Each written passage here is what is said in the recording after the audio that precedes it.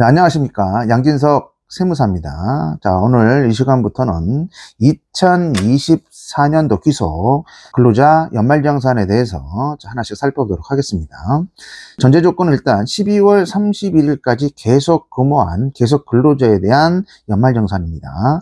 중도에 입사한 사람은 별도로 또 계산을 해야 되겠죠. 계속 근무자란 가정하에서 연말정산을 설명을 드리면 내년 1월부터 2월까지 계산 내역을 받아가서 정산을 할 겁니다. 더 낼 수도 있고요. 그 다음에 환급을 받을 수도 있습니다. 참고로 종합소득자라는 게 있습니다. 그러니까 종합소득 내용이 있는데 거기에 이자소득이나 배당소득이나 사업, 그다음에 근로연금 기타 소득 6가지가 있습니다. 거주자에 대해서는 근로소득이 만약에 있다면 타소득하고 합산을 해서 5월달에 연말정산위에 합산소득을 5월달에 신고를 하셔야 되는 것도 유념해 주시기 바랍니다. 일단 근로자와 관련되는 연말정산 부분을 하나씩 살펴보도록 하겠습니다. 계산 구조를 좀 설명을 드리면요. 자, 총급여에서 근로소득 공제라는 걸 빼서 근로소득 금액이 옵니다. 여기 첫 번째 포인트는 총급여는 오는데 이 총급여가 세법상으로는 과세급여하고 비과세급여로 쪼개집니다. 그래서 비과세급여가 종류가 많죠. 자가운전 보조금이라든가, 식대라든가, 육아휴직수당, 이런 것들이 있어요. 요거 이제 별도로 뺀 상태에서 결국은 총급여는 과세급여로부터 이제 스타트를 칠 겁니다. 여기 이제 근로소득 공제를 차감을 해서 근로소득 금액이 옵니다. 자, 그 근로소득 금액에서 첫 번째 소득 공제라는 게 있습니다. 자, 그 소득 공제를 한번 거쳐 가야 돼요. 그래서 이제 빼주면 과세 표준이 나오고요. 그 과세 표준에 기본 세율입니다. 소득세가 누진세율이에요. 그래서 6에서부터 45% 구간에 따라서 세율 적용을 하고요. 별도로 이건 국세 세율이 되기 때문에 지방세도 10% 가산을 하셔야 됩니다. 그래서 예를 들어서 6% 가정을 하면 지방세까지 고르라면 세율은 전체 6.6%가 되겠죠. 자, 이런 식으로 산출세 도출이 됩니다. 그래서 산출세액 도출된 상태에서 계산 구조가 세액 감면과 세액 공제가 있습니다. 감면과 공제를 빼서 그 다음에 이제 결정세액이라는 게 옵니다. 다른 거 빼고요. 이 결정세액이라는 게 계속 근무자 가정을 했을 때 1년 동안에 내야 될 홍길동이라고 할게요. 그 홍길동이 내야 될 전체적인 세금이 되는데 문제는 1월부터 12월 사이에 매달 원천징수라는 걸 회사에서 하겠죠. 그걸 우리가 기납부세액이라는 용어로 씁니다. 그래서 결정세액과 기납부세액을 비교해서 연말정산합니다. 그게 더 낼 수도 있고 돌려받을 수도 있는 거예요. 근데 여기서 주의사항이 뭐냐면 환급은요. 일단 전제조건이 기납부세액 1월부터 12월 사이에 낸 게 있어야지 환급이 되는 거예요. 가끔 가다가 신용카드 많이 긁어요. 많이 긁으면 공제가 많이 된다고 생각하시는 분들이 있는데 전혀 그렇지 않고요. 낸 거를 한도로 해서 돌려받는 구조라는 거 명심해 주시기 바랍니다. 제가 이 구조에 따라서 소득공제와 세액감면, 세액공제가 있는데 세액감면은 크게 써먹진 않습니다. 세액공제 부분이 굉장히 중요한 겁니다. 소득공제와 세액공제를 두 파트로 나눠서 세세하게 살펴보도록 하겠습니다. 자, 첫 번째 시간은 이제 소득공제와 관련 내용 하나씩 살펴보도록 할게요. 공제는요, 크게 소득세법상의 소득공제와 조투법상의 소득공제가 쭉 있습니다. 열거가 되어 있는데 소득세법상의 소득공제부터 일단 큰 목차를 보면요, 인적 공제라는 게 있습니다. 인적 공제는 기본공제와 추가공제로 나눠지고요. 이건 종합소득세도 소득자도 동일합니다. 그리고 굉장히 또 중요한 거고요. 그 다음에 연금보험료 공제라는 게 있습니다. 그 다음에 특별공제라는 것도 나눠집니다. 추가 공제가 있습니다. 그래서 기본공제 요건은 뭐냐? 요건이 기본공제에 해당이 된다면 한 명당입니다. 1인당 150만 원씩 공제가 됩니다. 기본공제 대상이 되는 요건은요, 블로그에도 이제 내용물 다 정리를 해서 올릴 겁니다. 당해 사업연도 종료일 현재입니다. 그러니까 12월 30일 현재예요. 자, 생계를 갖지 않은 두 번째 파트에 생계를 갖지 않은 부양가족으로서 연령 요건과 소득 요건 엔드입니다. 모두 충족을 해야지 기본공제 150만 원을 공제받을 수가 있습니다. 사업연도 종료일 현재라는 용어가 왔습니다. 소득세의 과세 기간은요, 무조건입니다. 법인하고 틀려요. 1월 1일부터 12월 31일로 픽스입니다.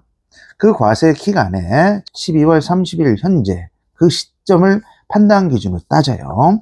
그런데 예외 규정이 두 가지가 있어요. 나랑 같이 하는 부양가족, 동거가족이 중간에 사망을 하거나 두 번째는 장애자가 치유가 중간에 발생을 했을 경우에는 종료 시점으로 따지지 않고 하루라도 방해 과세 기간에 걸려 있으면 공제 대상이 된다는 거 유념해 주시고요. 제가 일을 해보니까 장애자가 장애 치유보다는 사망 있잖아요. 그 부분에서 다 체킹이 되는 거예요. 1월 1일 시점이 아닙니다. 12월 31일 현재 시점입니다. 자, 두 번째, 생계를 같이 한다. 생계를 같이 하는 조건은 주민등록 등본상 있죠. 등본상에 동거가족으로서 12월 31일 현재 리스트가 있어야 돼요. 그러면서 생계를 같이 한다는 게 엔드입니다.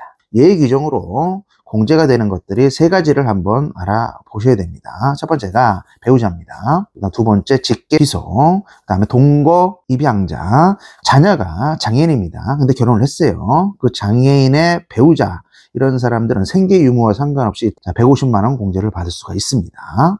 두 번째, 가장 많이 물어본 게 뭐냐면 직계 존속입니다. 나뿐만 아니라 배우자의 직계 존속도 공제 대상이 될 수가 있고요. 전제 조건 뭐죠? 주거의 형편상 별가구 있을 경우에 해당이 되는 겁니다. 근데 뭐 부모님이 돈을 많이 벌어요. 당연히 공제가 되겠어요? 안 됩니다. 그래서 직계 존속 부분 세 번째, 형제자매가 될 겁니다. 나의 형제자매, 배우자의 형제자매. 근데 주의사항은 형제자매, 배우자는 타겟이 안 됩니다. 형제자매, 그다음 위탁아동, 이런 사람들이 취약, 아파요. 두 번째, 질병, 그다음에 사업상, 근무상의 형편에 따라서 등본상에서 일시 퇴거하고 있는 경우, 이런 경우도 공제 대상이 된다는 겁니다. 두 번째 요건이 뭐죠? 생계를 같이 하는 요건이 충족이 돼야 돼요. 자, 세 번째는 부양가족입니다. 자, 본인, 이걸 우리가 당의 거주자라고 합니다. 결혼을 했다고 가정을 할게요. 본인과 그 배우자. 자, 위로 올라갑니다. 직계 존속이라는 용어로 씁니다. 밑으로 내려갑니다. 직계 비속이라는 용어로 씁니다.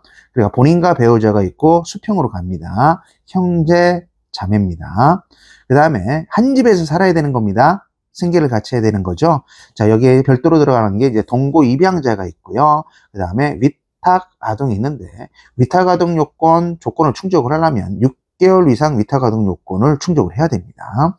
그런 사람들이 생계를 같이 해야 되는 게 요건 충족 체크사항이 됩니다. 네 번째, 연령 요건과 엔드입니다. 소득 요건을 모두 충족하셔야 돼요.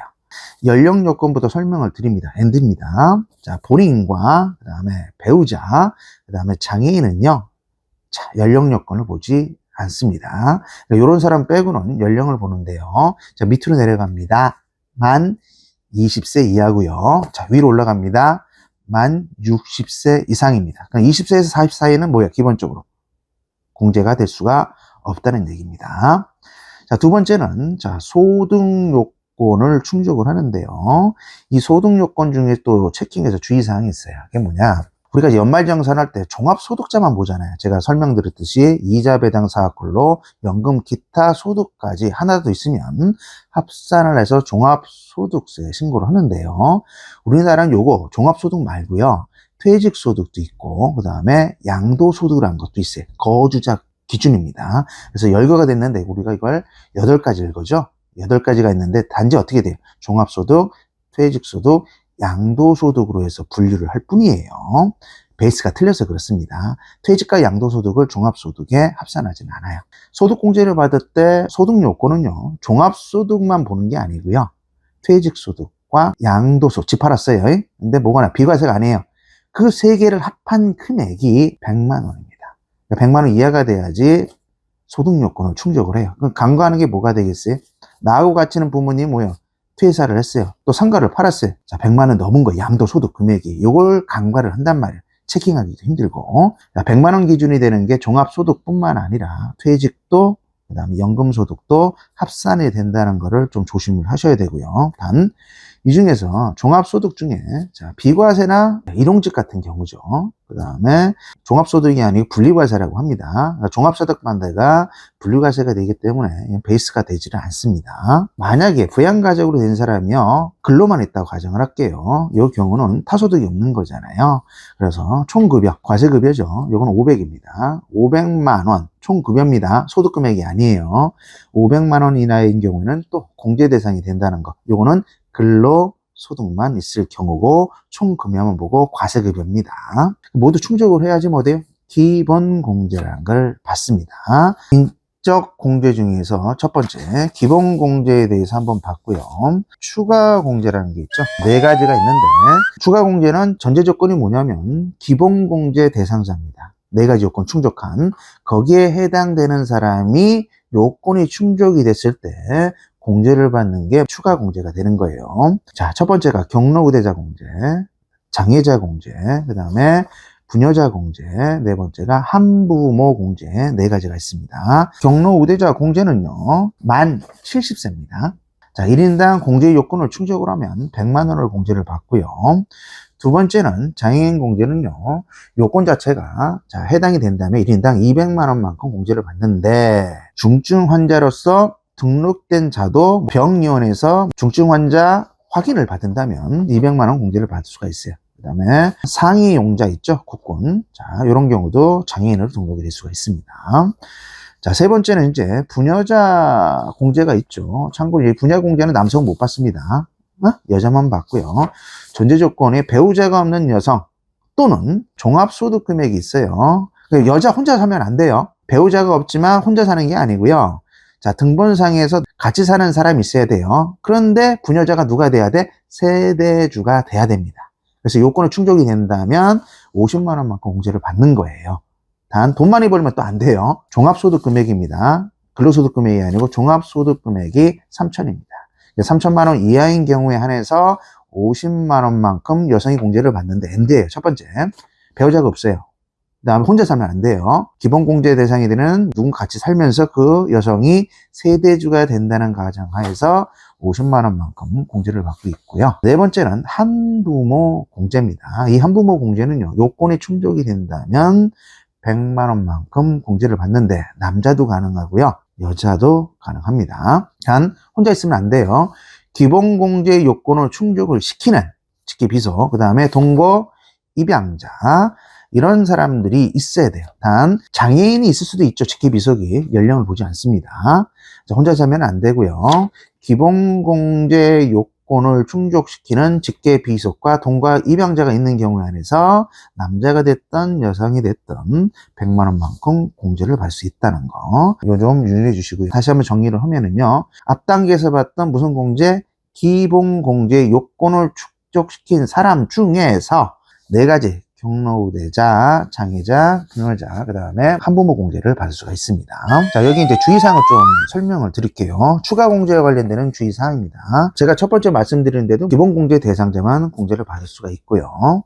자, 두 번째는 장애인 공제. 근데 부모님이 75세입니다. 경로우대자이면서 장애인 공제가 서로 중복 적용된다. 부녀자 세대도 마찬가지고요.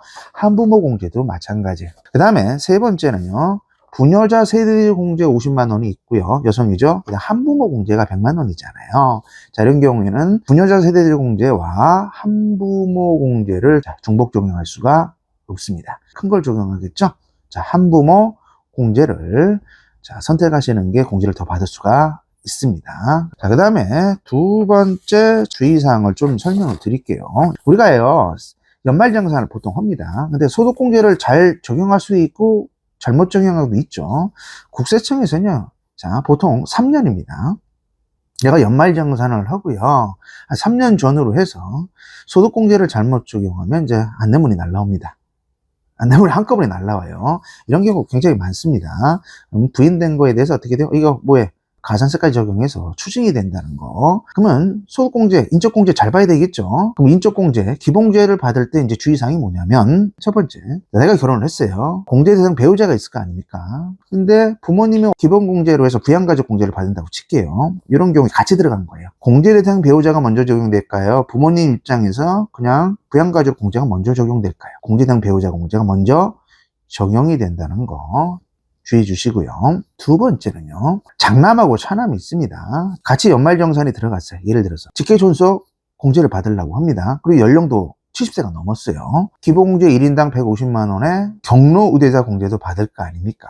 장남이 됐던 차남이 됐던 상관이 없습니다. 자, 국세청에서 걸러내는 건요, 전년도입니다. 부모님 공제를. 자, 먼저 들어간 사람이에요. 그 사람이 뭐 공제받는 걸로 체킹하고 있습니다. 장남, 사남, 삼남 상관없습니다. 자, 먼저 들어간 사람이 당해 연도도 그 공제를 끌고 옵니다. 세 번째 주의사항은 전년도에 만약에 장남이 됐던 차남이 됐던 삼남이 됐던 공제받은 사람이 없어요.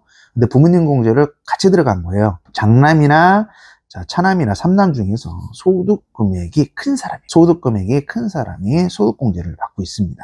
기본공제 받을 때 요거 많이 전산에서 나오니까 중복 적용될 때 유념을 해서 공제를 받으시기 바랍니다.